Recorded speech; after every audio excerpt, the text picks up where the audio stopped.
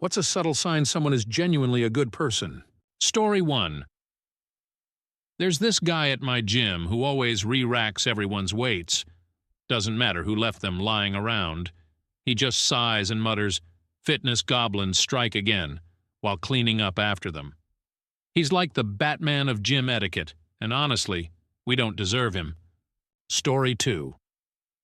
One time I spilled my coffee at a cafe, and before I could grab napkins, a random dude swooped in with his own pack of tissues.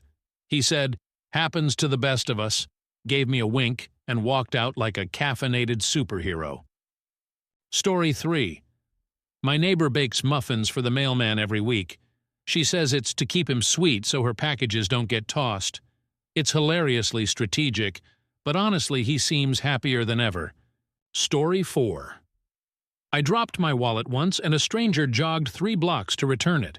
He was so out of breath he just handed it over, gasped, "You're welcome," and walked away before I could even thank him properly. Real hero energy. Story 5. There was a guy in my old apartment building named Steve. He was the type you'd barely notice, always in a hoodie, headphones on, keeping to himself. One winter, during a nasty snowstorm, I saw him out shoveling the sidewalk. He wasn't just doing the area in front of his place, he was clearing the whole block, even the stairs for the elderly woman who lived alone on the corner. I thanked him when he got to my section, and he just said, "No big deal, just making sure no one slips." After that, I started noticing other things about Steve. He'd carry groceries for people without being asked, pick up litter, and help neighbors jump their cars without a second thought. He never announced it, he just did it. That's the kind of guy Steve was. Quietly good. Story 6. At my first job, there was this janitor named Mr. Ray. He'd always greet everyone with a smile, even if no one paid much attention. One day I saw him talking to a coworker who looked upset. Later I learned her car had broken down and she couldn't afford the repairs. Without making a fuss, Mr. Ray offered to drive her to work every day until she got it fixed. He didn't tell anyone, didn't ask for gas money. He just showed up every morning with a smile. People like Mr. Ray remind you that kindness doesn't have to be loud to change someone's life. Story 7. When I was a kid, there was this one guy in my neighborhood, Mr. Jeff. He wasn't particularly flashy, just this older man who walked his scruffy little dog every morning. The thing about him was, whenever someone in the neighborhood had an issue, no matter how big or small, he was there to help. One summer, my mom's car broke down in the middle of the street. It was sweltering out, and she had both me and my baby sister with her. Most people just drove by, pretending not to notice, but Mr. Jeff pulled over immediately. He didn't ask questions or make it a big production. He just popped open her hood and started poking around. When it became clear he couldn't fix it right there, he told my mom to sit in his car with the AC blasting while he called a tow truck. He even paid for the tow out of his own pocket and refused to take anything in return. He just said, "Pay it forward someday." Years later, I realized how rare people like him are. Quietly good, never needing recognition, just helping because it's the right thing to do. Story 8.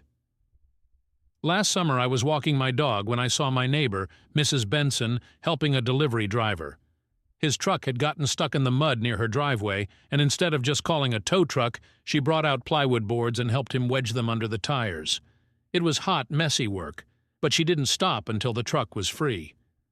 Later I found out she'd done this kind of thing her whole life, offering rides to stranded people, helping neighbors fix leaky pipes, even paying for groceries for a family that had fallen on hard times. She never made a big deal of it either. She just saw a need and filled it. Story 9. A couple of years ago, I had the worst luck with my car battery dying at a rest stop in the middle of nowhere. I wasn't panicking yet, but I could feel the stress building. I had jumper cables, but I needed someone willing to help. The first guy I approached was driving a shiny SUV. I barely got out the words, "Excuse me," before he cut me off with a sharp, "No." He didn't even let me explain. I swallowed my frustration and moved to the next car, an old beat-up sedan. The guy looked tired, like life had been kicking him around for years. Before I even finished my sentence, he smiled and said, "No problem. pulling out a spare battery from his trunk like it was nothing. He didn't ask for anything in return, didn't even wait for me to thank him properly. He just gave a quick wave and drove off. It struck me that sometimes the people with the least to give are the ones who give the most. Story 10. A few years back, I worked in a call center, a soul-draining job that no one really enjoyed. Most of us were just trying to get through the day, hitting quotas, dodging angry customers, and clocking out as soon as possible. But there was one guy, Kevin, who stood out. He wasn't the type to crack jokes or charm everyone with charisma, but he had this way of making you feel like you mattered. One day I was having a rough time, one of those mornings where everything goes wrong before you even leave the house. By the time I got to work, I was already on edge. My first call of the day was a disaster, with a customer berating me for something I had no control over. When the call ended, I slammed my headset down and muttered, "I can't do this today." Kevin noticed and quietly came over. He didn't try to cheer me up with empty platitudes or tell me to suck it up. Instead, he handed me a coffee he'd just bought for himself and said, "Take a break, I'll cover your calls for 10 minutes. I didn't want to accept it. I didn't want to seem weak or needy, but he insisted. While I sat in the break room sipping that coffee, I realized it wasn't about the drink or the break. It was about someone noticing I was struggling and stepping in without making a big deal out of it. Over the months, I saw Kevin do this kind of thing for others too. He'd help new hires with tough calls, quietly stay late to clean up shared spaces, and even bring in homemade snacks for coworkers who couldn't afford to eat out. He never asked for recognition, never posted about it on social media, and never even mentioned it unless someone brought it up. It wasn't until he left the company for a better job that I realized how much of an impact he'd had on the office.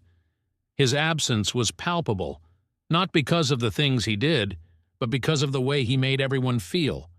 He taught me that real kindness doesn't have to be loud. It just has to be consistent. Story 11. I'll never forget the time I saw real kindness in action. My friend Sarah broke her leg a couple of years ago and was stuck at home recovering from surgery. A bunch of us took turns helping her out, bringing food, running errands, just basic stuff. But there was this one guy, Dan, who blew us all away. He wasn't particularly close to Sarah. They were more like casual acquaintances. One day he showed up with cleaning supplies, didn't say much to anyone, and went straight to work. He scrubbed her kitchen spotless, reorganized her pantry, and even made her a full meal before boxing it up neatly in her fridge. When Sarah thanked him, he shrugged and said, "I figured you could use a clean slate." Then he left, like it was no big deal. That's the thing about genuinely good people. They don't do it for the applause. They do it because they care. Story 12. I'll never forget the time I saw my dad's true character. We were at a gas station when a man approached us, asking for help. His car had run out of gas and he didn't have any money. Without hesitating, my dad filled up his tank and gave him a few bucks for food. I asked him why he'd do that for someone he didn't know, and he said, "Because I could." It was such a simple answer, but it stuck with me. My dad didn't see helping as extraordinary. It was just part of who he was. Story 13. At work, there's this guy, Mike. He's been in the company for years and doesn't have any official leadership role, but everyone listens to him. One time we were in this tense meeting, and one of my colleagues, a quieter woman named Rachel, was trying to share her thoughts. She kept getting talked over by the louder voices in the room, and it was obvious she was frustrated. Without missing a beat, Mike raised his hand and said, "Let's pause for a second. Rachel, you were saying something?" The room went quiet, and Rachel finally had her chance to speak. It wasn't just the act of standing up for her that struck me, it was how he did it. He didn't make it about himself or put anyone else down. He just gave her space. I remember thinking, this is what leadership looks like. Story 14. A couple of years ago, I worked at this little diner just off the highway. It wasn't glamorous, but the regulars made it feel like home. One of them was Mr. Donnelly, this older guy who came in every morning like clockwork. He always sat at the same booth, ordered black coffee and toast, and read the newspaper. He didn't say much, but he had this way of noticing things most people wouldn't bother with. One day, during a crazy morning rush, I dropped a tray of dishes, and you could hear the crash from across the diner. I felt my face flush as the whole room turned to look at me. But before I could even bend down to clean it up, Mr. Donnelly was already there, calmly picking up the pieces with me. "Happens to the best of us," he said with a smile. That's just how he was. Over time, I started noticing little things about him. He always left tips in cash, folded neatly under his mug, even though he knew we split them at the end of the shift. If someone looked upset, he'd leave an extra $1 with a quick note on the napkin, "Hang in there," or "You're doing great." One time, a young couple came in with a baby who wouldn't stop crying. You could tell the parents were exhausted, trying to eat while taking turns calming the baby. Before they left, Mr. Donnelly quietly paid for their meal and left without saying a word. The parents were stunned, asking if anyone knew who'd done it, but no one said a thing. That was the beauty of Mr. Donnelly. He never wanted credit. When he stopped coming in one day, I found myself worrying about him. A few weeks later, his daughter came by and told us he'd passed away. She said he'd always loved the diner because it reminded him of the little cafe where he met his wife. We all shared stories about him that day, and it hit me just how much of an impact he'd had on everyone who worked there. He wasn't loud or flashy, but his kindness was like ripples in a pond, touching everyone around him in ways they didn't even realize. Story 15. Last Christmas, my partner showed me what it means to be truly selfless. He's a big, quiet guy who's been in construction for decades. His company was working on a huge project, and the homeowners threw a holiday party for the crew. They gave out gifts to everyone, including cash bonuses for the main team. But the painters, guys my partner had worked with for years, only got small token gifts. No one complained, but my partner noticed. He quietly divided his own bonus and handed it out to the painters after the party. When they tried to refuse, he just said, "Merry Christmas," and walked away. He didn't tell anyone, not even me, until one of the painters let it slip weeks later. That's who he is. Someone who sees a need and fills it, without expecting a single thing in return. Story 16. I once knew a woman named Annabelle who worked at my local animal shelter. She wasn't the director or anyone high up, just a part-time employee who handled the day-to-day care of the animals. I met her when I went to adopt my dog, Max. From the moment I walked in, I could tell she genuinely cared about every creature there. She greeted Max like an old friend, crouching down to scratch his ears and saying, "You're gonna love this guy. He's a sweetheart." Over the years, I'd run into Annabelle at the dog park or around town, and she was always doing something for someone else. Once I saw her standing outside a grocery store with a cart full of pet food. When I asked her about it, she explained she'd overheard a couple talking about how they were struggling to feed their pets and decided to buy them supplies. "It's just food," she said with a shrug, as if spending her own money on complete strangers was the most normal thing in the world. Another time, she organized a free vaccination day for low-income pet owners, staying late to clean up and thanking every person who came by as if they were doing her a favor. What struck me the most, though, was something I heard secondhand. A friend of mine had a neighbor who'd recently lost her job and was struggling to keep her dog. She didn't want to give him up, but couldn't afford the vet bills or food anymore. Annabelle found out through a mutual friend and started anonymously leaving care packages on the woman's porch. Bags of dog food, treats, even flea medication. She never took credit for it, never even met the woman in person. But she kept it up for months until the neighbor got back on her feet. Annabelle taught me that kindness doesn't need to be flashy or acknowledged. It can be as quiet as a bag of dog food left on a porch or as simple as a smile and a scratch behind the ears. People like her remind you that the world is a little brighter than it sometimes seems. Story 17. A few years ago, I had this coworker named Lisa. She wasn't the type to stand out. She kept her head down, did her work, and was always kind but quiet.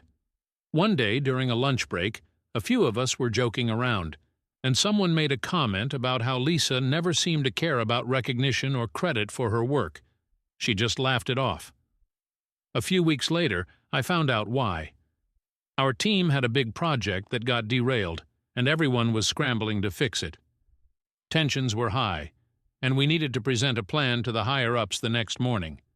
That night, I stayed late, stressing over the presentation, when I noticed Lisa sitting at her desk, typing away. I asked her why she was still there, and she shrugged, saying, "Figured you could use some help." She stayed with me until midnight, fine-tuning the plan and adding insights I never would have considered. The next day, the presentation was a success, and our boss praised me for my work. Lisa just smiled and said, "Glad it worked out." That's when it hit me. Some people don't need the spotlight.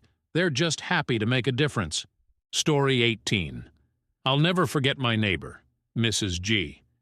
She was this older lady, always outside tending her garden or waving to people as they passed by. One day, I saw her in the park helping a little boy who'd fallen off his bike.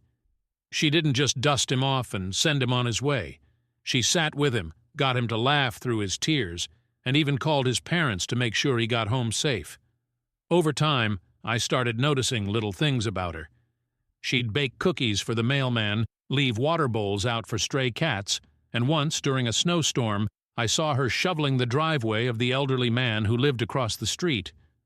When I asked her why she did all these things, she just said, "Why not?" That simple answer has stuck with me ever since. Some people are just built to give without expecting a single thing in return. Story 19. One time, during a tough patch in my life, I was at the grocery store with just a few bucks to my name. I had a small cart of essentials, milk, bread, eggs, and as I was checking out, the total came up higher than I expected. I started pulling items out, embarrassed and flustered. That's when the guy behind me stepped up. Without saying a word, he handed his card to the cashier and paid for my groceries. I tried to refuse, but he just smiled and said, "It's on me. Pay it forward when you can." He didn't stick around for thanks or make a show of it. He just walked out, leaving me stunned. It wasn't just the act itself, but the way he did it. Completely selfless, with no need for recognition. That moment taught me that kindness doesn't have to be loud to make a big impact. Story 20. I remember this one time when I was fresh out of college and working my first real job. I was nervous about everything, showing up on time, making a good impression, not screwing up. My boss, Karen, was this no-nonsense woman who didn't sugarcoat anything. She was intimidating at first, but as the months went by, I started to notice the small things she did. One time, during a brutal deadline, one of my coworkers, Stephanie, broke down in tears after being yelled at by a client. Karen didn't scold her for losing composure or brush it off. Instead, she calmly told Stephanie to take a walk and then sat down at her desk to finish the task herself. "We're a team," she said later when Stephanie came back to apologize. "If one of us falls, the rest of us pick up the slack." Karen's kindness wasn't the obvious kind. It was subtle and deliberate. She made a point to learn everyone's coffee order so she could surprise us with it after tough meetings.